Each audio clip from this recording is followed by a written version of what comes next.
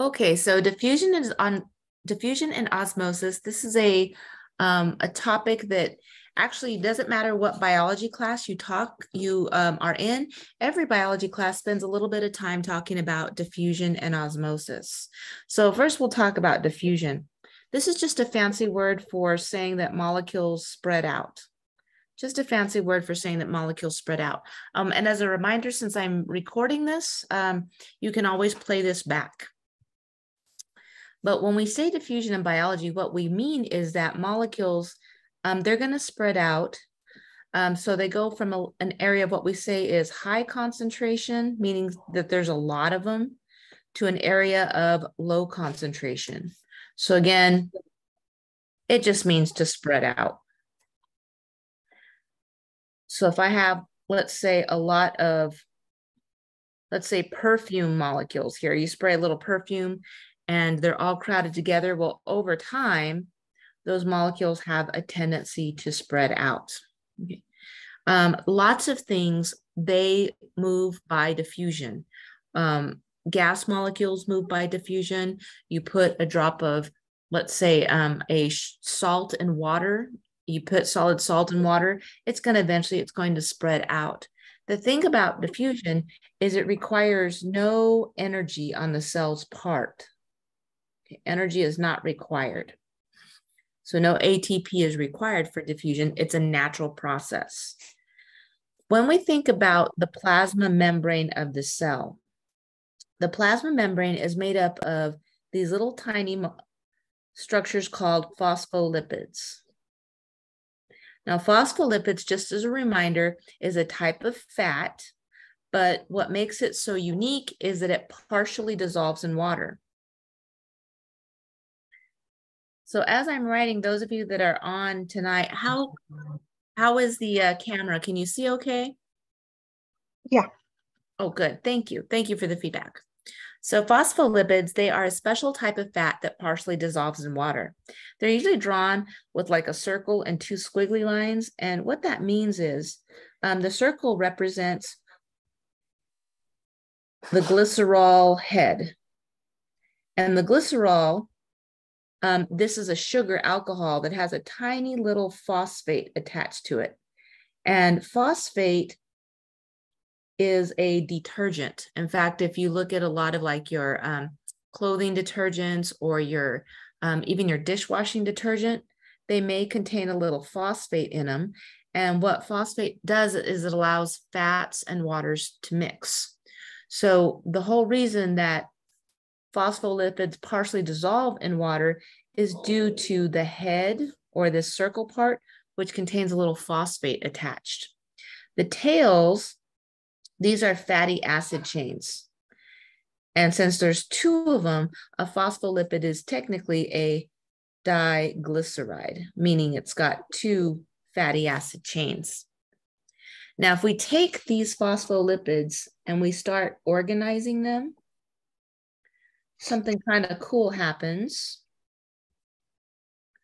All of the heads line up with each other and all of the tails line up with each other. The reason is that there's a saying in science that goes like this: like dissolves like. And what that means is, remember that the head part likes water. So these are what we call hydrophilic. Oops, and I'm misspelling it. Hydrophilic. Or water loving. So all of the heads like water because they all have this little piece of phosphate attached to them. The tails, they are water fearing, or what we call hydrophobic. And so what happens is if you get a bunch of phospholipids together, they orient themselves so that the heads dissolve in each other and the tails dissolve in each other. It's really a pretty genius design. If you take two layers of these guys and you put them back to back,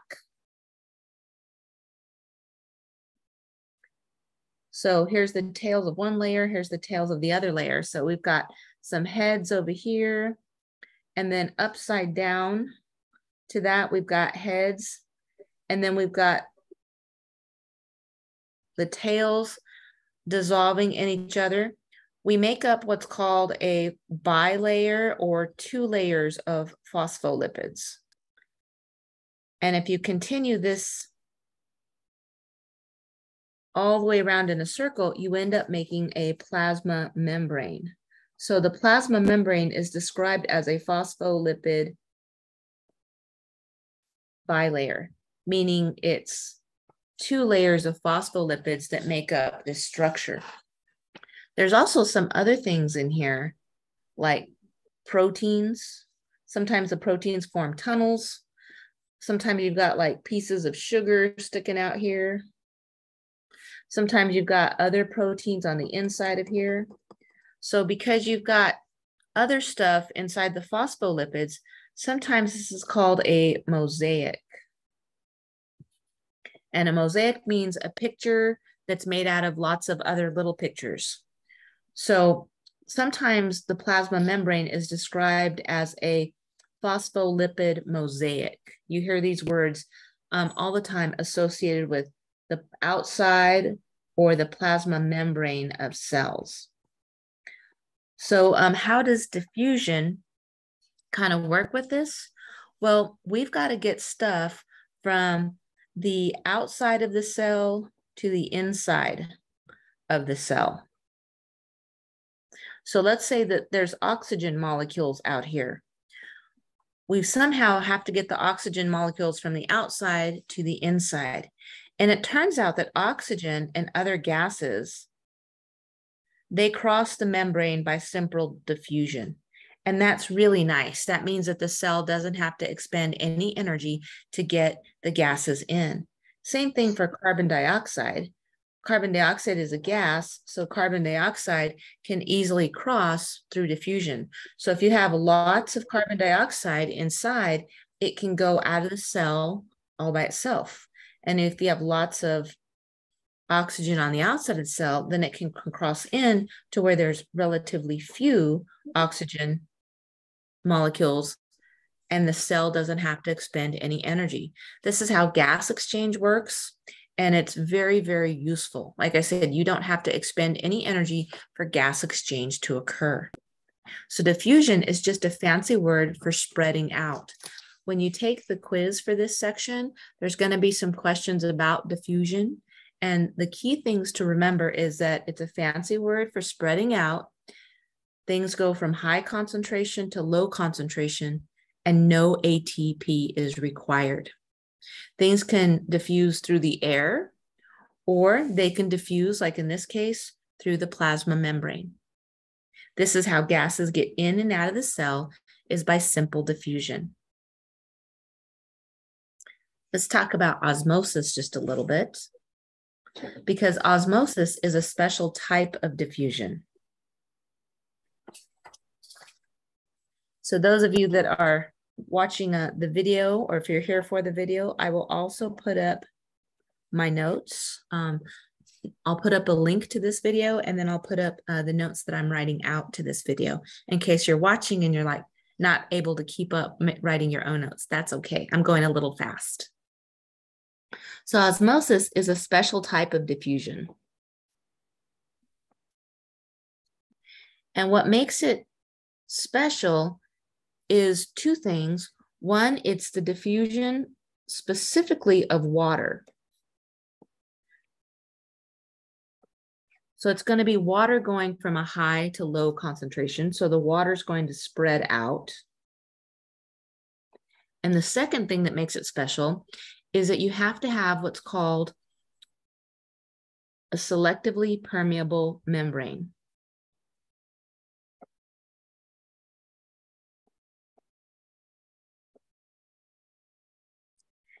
And the plasma membrane is exactly this.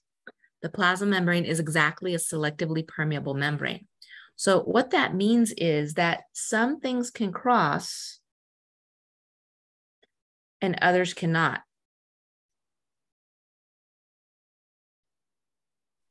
Things that can cross freely usually cross by diffusion.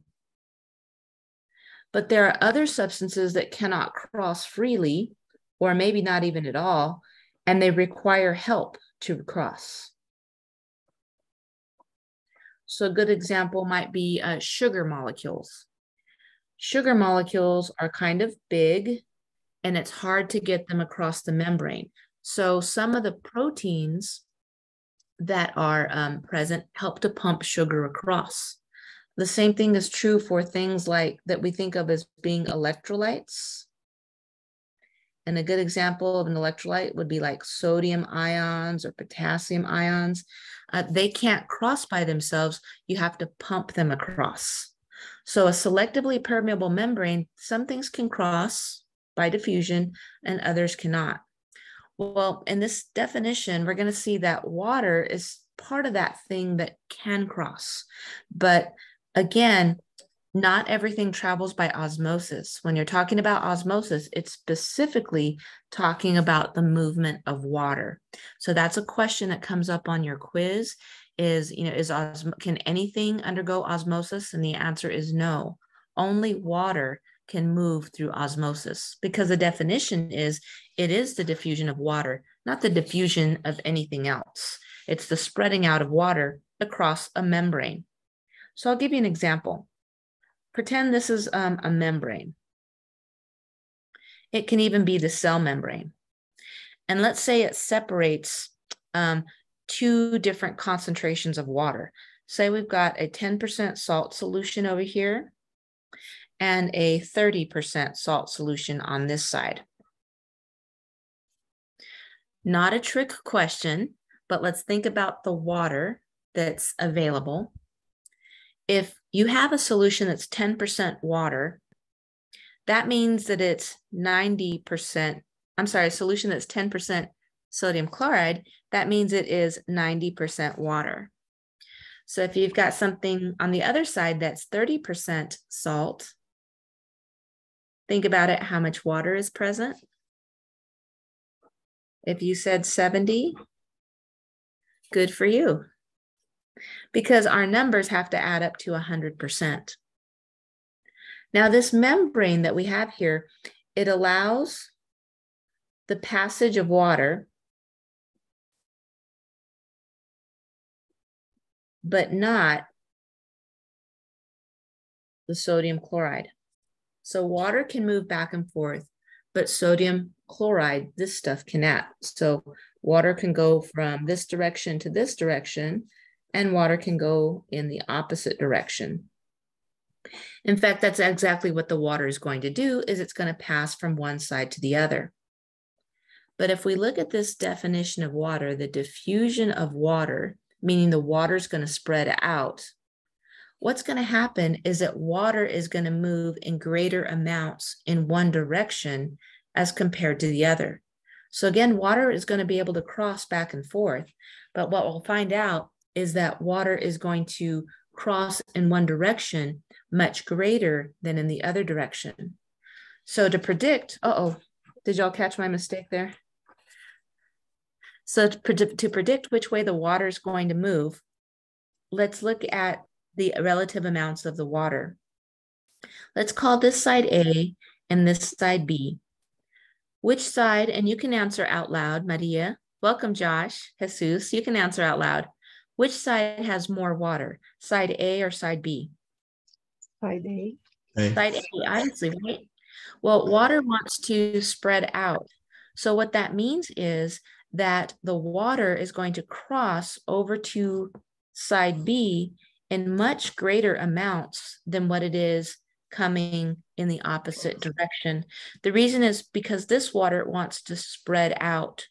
Water likes to be equal on both sides of the membrane. It's not possible to make both sides 90% water. The reason it's not possible is we can't move the salt. So the water is the only thing that can cross. So the salt can't cross. There we go. The salt can't cross. Only the water can. So the water is going to try to spread out to make it equal on both sides of the membrane. That is osmosis. Is that the water crosses that membrane in order to spread out.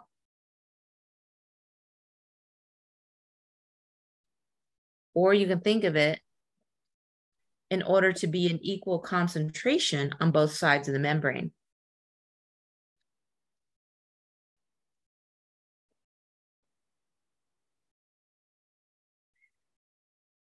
So one of your quiz questions is going to be, how do you predict the direction of osmosis? Or sometimes we call it the net movement of water.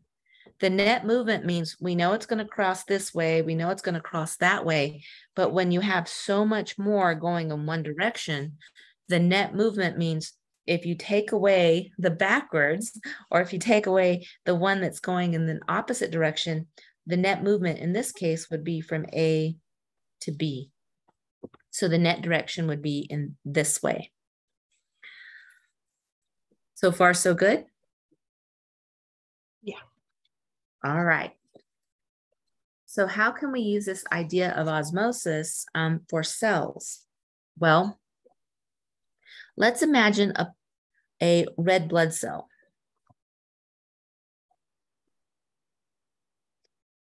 And so here's our red blood cell.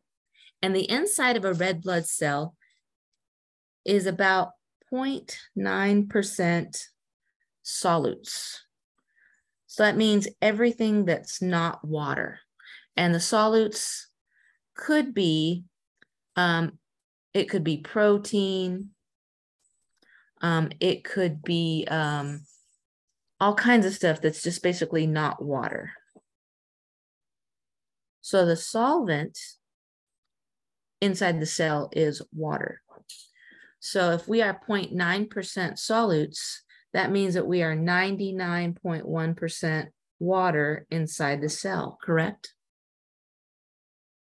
Well, let's say we put this red blood cell out in the ocean. The ocean is about 3.56% solutes. Again, stuff that is not water. So not a trick question. How much water is in the ocean? And because I don't want to get this one wrong, I got my calculator.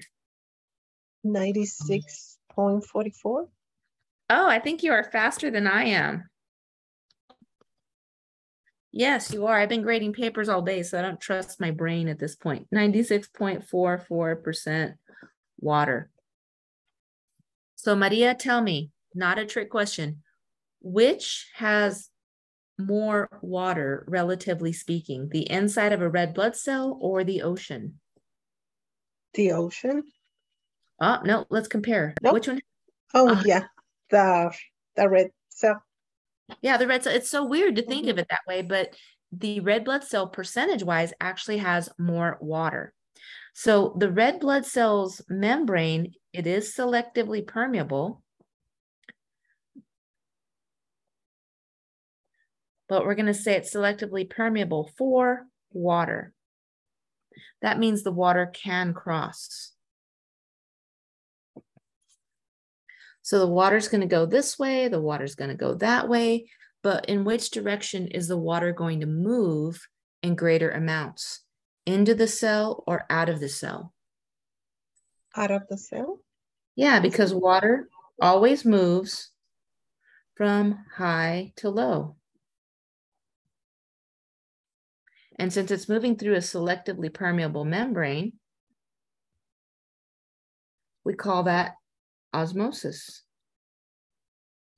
So you're right, the net movement of osmosis is going to be out of the cell.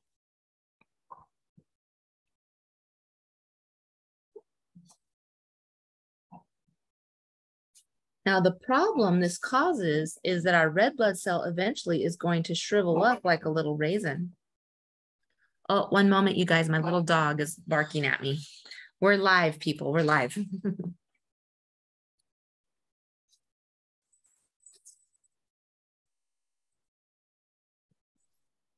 Okay. All right, I'm back. So over time, our red blood cell is going to lose so much water that it's going to shrivel up. Sometimes we say that, you know, it's dehydrated, but the word that you're going to see on your quiz is we're going to say it has crenated.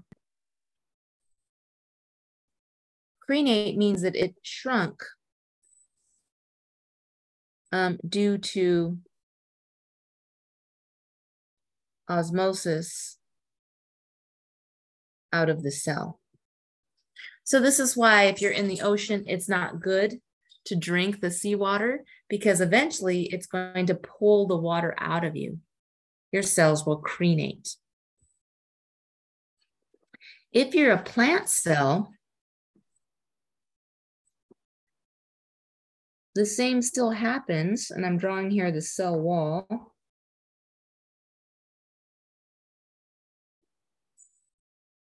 So here's the plasma membrane of a cell. Right here, that's the cell wall. Remember that animal cells don't have cell walls, but plants do. This is the plasma membrane. And inside of a plant, they have this huge bag of water. This huge bag of water that takes up like 90% of the cell, and that's called the central vacuole. It has lots and lots of water. In fact, this is how plants stand up. This bag has so much water that they have an internal water pressure. And that internal water pressure is called Turgor pressure. Well, if you pour on top of a plant cell a solution that has excess salt,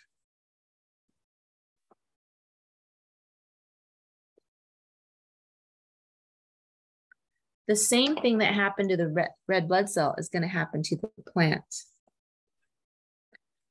It's going to lose water from its central vacuole.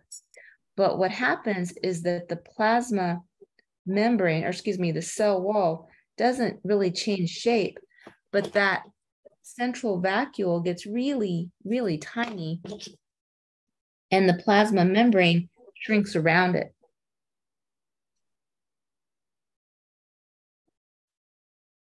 The end result is you see a plant with sad leaves, whereas a plant that has that internal water pressure is nice and perky, or what we say, turgid. My grandma would call a plant that's laying on the ground triste, or sad.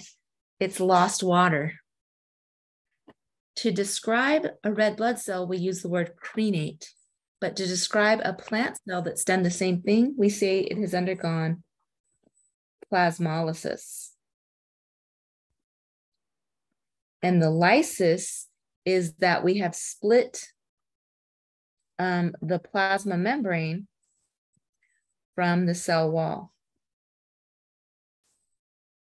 In other words, up here, they were real close to each other. Now they're kind of far apart due to the loss of water.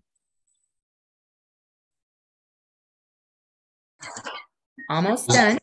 Is that reversible? Yes, it is. Yeah, if you add water back to the plant, fresh water, which is actually our next example. So let's say we take our sad little plant.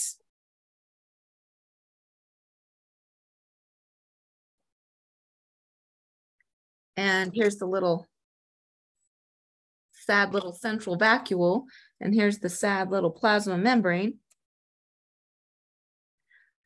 You probably already know how to fix this, and that's to pour some fresh water on it, right? Pour a little water on it. Well, if you pour 100% water, just water from your tap, what's going to happen is that water is going to go all the way down. It's going to fill that central vacuole, and eventually you'll get your pretty plant cell back. So here's the plasma membrane. And then here's that big, huge water bag. Big, huge water bag. Before I go on to this, one little thing I forgot to mention.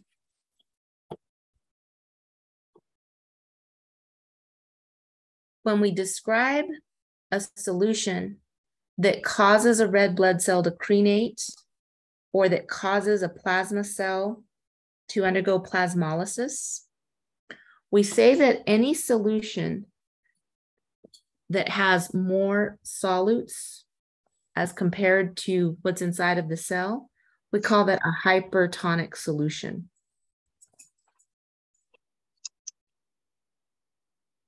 You'll see that on the quiz. And hypertonic solutions, they cause cells to undergo either crenation or plasmolysis. So they cause cells to lose water.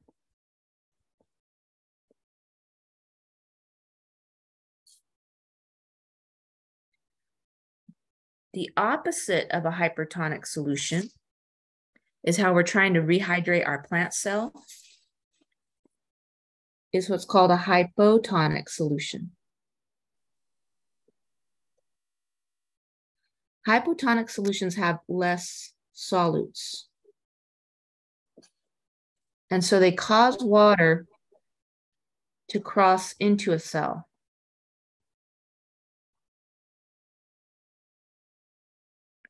Or another way that we can say it is it causes osmosis. That's the movement of water across a membrane into the cell. If you're a plant, that's okay. If you're a red blood cell, not so much. So when you pour fresh water back on a plant cell, the central vacuole picks up that extra water and the cell membrane gets pushed up against the cell wall. So you get an increase in what we call Turgor pressure. And the cell wall, actually protects the plant cell inside. And it protects it from actually breaking open from taking in too much water. It basically creates enough turgor pressure that the plant stands up again. So you get that real pretty, plant that's got nice perky leaves. That's not a very good plant, but I hope you get the idea. It's got nice perky leaves. If we're talking a red blood cell, remember that the red blood cell's got 9% or 0.9% solutes. So thanks to Maria doing the math, that is 99.1% water. But this is a reason why we don't give people that are dehydrated, we don't give them pure water in their veins. Because if you give somebody pure water, there's 0 solutes in that solution and it's 100% water. So we know from earlier that water can cross in and water can cross out. But if we compare the relative amount of water, there's more water percentage-wise outside than what there is inside the red blood cell.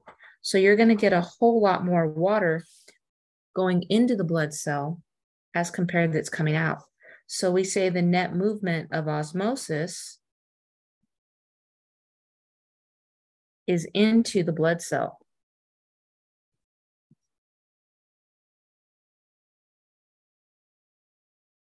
The red blood cell doesn't have a plasma membrane like the plant cell. So that means it's not protected from taking in too much water and eventually rupturing. And that's what can happen to these cells is they take in so much water, they get puffy, puffy, puffy, and they can actually burst open. If the red blood cell bursts open, we say that it has undergone hemolysis, which is a rupture due to taking in too much water.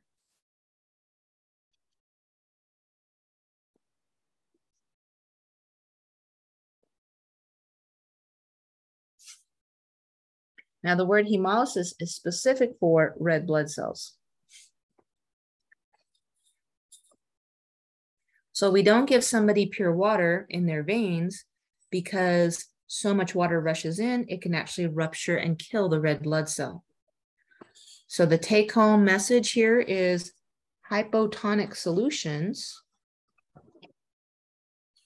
for plants are okay, but for cells without a cell wall like red blood cells, this can be dangerous because hypotonic solutions cause water to cross into a cell, or you can say it causes osmosis into the cell.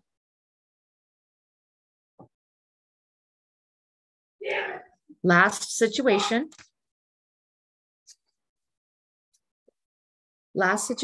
and we'll use red blood cells as a good example. So we've established again that they are 0.9% solutes, all the stuff that's not water, and 99.1%. So when you do go to the hospital and you need an IV, they give you an IV solution that contains the same amount of water, percentage-wise, as what's inside of your red blood cells. So they have something that's a combination of sugars, a little salt, and that stuff altogether comprises about 0.9% solutes. That means that the IV bag has 9% or 99.1% water. So this is your IV bag. I don't know how to draw an IV bag. That doesn't look like an IV bag, but you can use your imagination. So when they introduce that into your veins, that means that water can cross in and out of the cell, but there's no difference in how much water there is, relatively speaking, on the outside versus the inside. So roughly the same amount of water that leaves the cell is going to be equal to the same amount of water that comes into the cell. So if you like take different measurements in time, a little more might be going out or a little more might be coming in, but roughly the same amount going out is going to be coming in. The word that means that you've got the same amount of solutes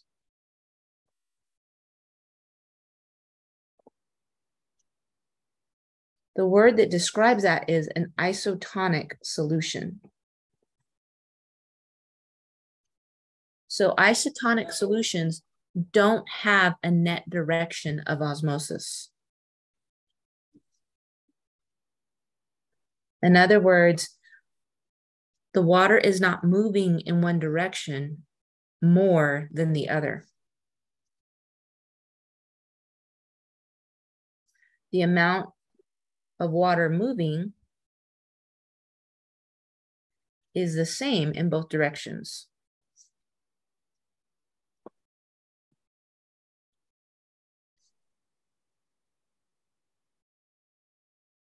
So the cell, whether it's a plant cell or a red blood cell, there's no net change in appearance.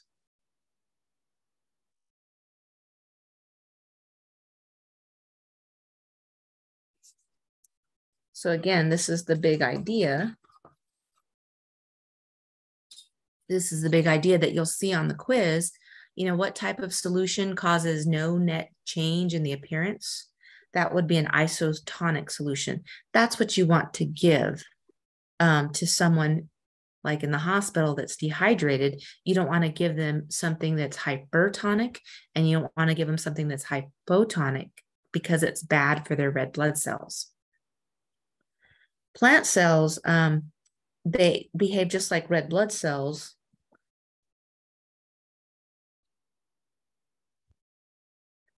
Within isotonic solution.